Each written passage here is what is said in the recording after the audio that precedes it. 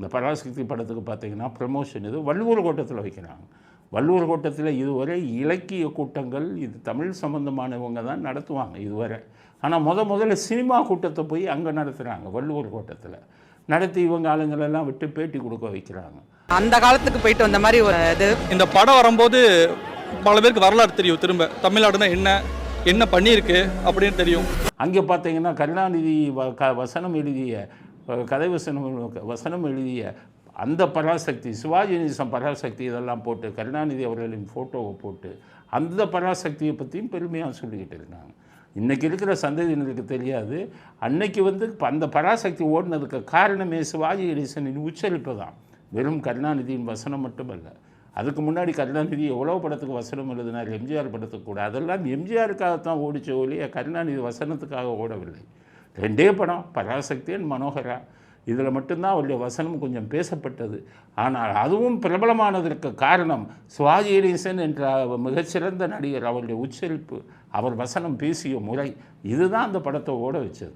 அதனால் நீங்கள் உங்கள் பராசக்தியை வச்சுக்கிட்டு விஜய் படத்தை வேகத்தை குறைக்க முடியுமா? நீங்கள் நினச்சா ஒரு படத்தை தடுத்து நிறுத்த முடியுமா? உலகம் சுற்றும் வாலிபனில் மூக்கரு பட்டீங்க. அதே மாதிரி ஜனநாயகன் படத்துலேயும் நீங்கள் மூக்கரு பட போகிறீர்கள் அப்படிங்கிறது தான். உங்கள் பராசக்தி பெருசாக ஓடுன்னு நினைக்காதீங்க. அவருக்கு இன்றைக்கி ரசிகர் கூட்டம் இருக்குது. ரஜினிகாந்த் அவர்களை விட அதிகம் கூட்டம் வருது. இப்போ ரீரிலீஸ்டு பண்ணாங்க கில்லி படத்தை. அதே மாதிரி ரஜினிகாந்த் படத்தை இப்போ ரிலீஸ் பண்ணாங்க படையப்பாவை. ஆனால் படையப்பாவை விட அதிக வசூல் கில்லி பண்ணியிருக்கு. அப்போ இன்றைக்கி இருக்கிற சந்ததியினர் மத்தியில் அவருக்கு செல்வாக்கு இருக்குது.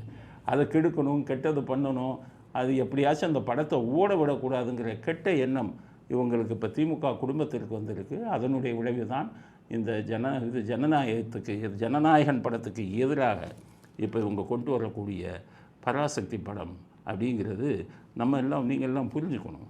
இப்போ அந்த பராசக்தி படத்தில் நடித்தவர் சிவகார்த்திகேயன் எப்படின்னா நல்ல மனிதர், எல்லோர்ட்டையுமே இதாகி போவார், யாரையும் பகிச்சுக்காம மாட்டார்.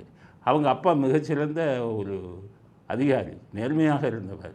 ஆனால் அவரை கொண்டாந்து அரசியல் இழுத்து விடுறாங்க அவங்க. விஜய் படத்தோட அந்த படத்தை மோத வச்சு இதெல்லாம் பண்ணால் இப்போ என்ன ஆகும்? விஜய் ரசிகர்கள் நிறைய பேர் பராசக்தியை பார்த்துக்கிட்டு இருந்தாங்க. இவருடைய படத்தை சிவகார்த்திகேயன் படத்தை நல்லா பார்ப்பாங்க முன்னாடி. இப்போ என்ன பண்ணுவாங்க? அவங்களுக்கெல்லாம் சிவகார்த்திகேயன் மேலே விருப்பம் வரும். இவர்களுடைய சுயநலத்துக்காக சிவகார்த்திகேயன் பேரை கெடுக்கிறாங்க விஜய் ரசிகர்கள் மத்தியில். அப்போ வருங்காலத்தில் அவர் படத்தை விஜய் ரசிகர்கள் பார்க்க மாட்டாங்க.